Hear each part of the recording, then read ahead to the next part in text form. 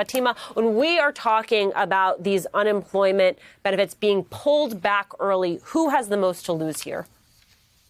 It's really a travesty. What we know is that the unemployment rate is much higher for Black women and for Latino women in this country right now. That's especially true for younger women of color. And even some of whom got jobs more recently, they're more likely to be involuntarily part-time so that they're working but not with the hours and pay that they need to support themselves and to support their families. So these pullbacks on unemployment benefits are going to hit women, but women of color especially hard in this time. There are a lot of people, Fatima, will look at these numbers and they'll say, well, I don't get it. There are all of these jobs that are available. Why not go and take one of them? The answer, which is not that complicated, is yes, there may be jobs. They're not necessarily the type of good paying job that is going to get someone back on their feet. What is it going to take to provide, not just jobs that are available, but jobs under which people can really comfortably live, raise a family? Well, there's two things that we're tracking closely that's missing from this conversation. The first is, where are those jobs coming back? Right. Much of that is in the hospitality and leisure sectors where women have long dominated, but also that have long paid really low wages. In restaurant, force workers to rely on tips. And also, these are jobs that have schedules that are unpredictable and unstable and make it hard for people to care and work.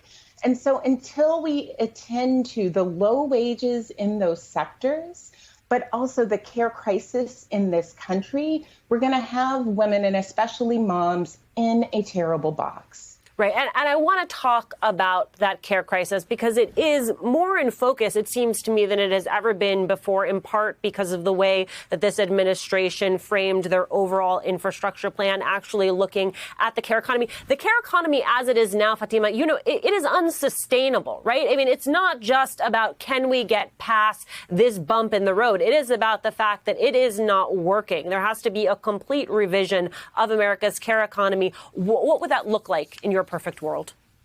So the pandemic has highlighted what has long been broken about our care economy. Right now, we have a care economy that relies on the invisible and unpaid labor of mostly women and the very underpaid labor of mostly women to do that work. And so when our child care sector and our elder care sector imploded, we shouldn't have been surprised. The challenge is families really can't afford to pay more. And that's why the American Jobs and Family Plan is so important, because it makes a third-party investment to stabilize the sector and put us in a place where we won't have this problem in the future. I guess the question that I keep asking myself as I'm watching all of this happening is, if there is not the political will to get this done now, when will there ever be? We have shown a light on what has long been a crisis in this country. We cannot lose this opportunity to do right by women and families, but also to do right by our entire economy by ensuring we have the care infrastructure that we need to thrive.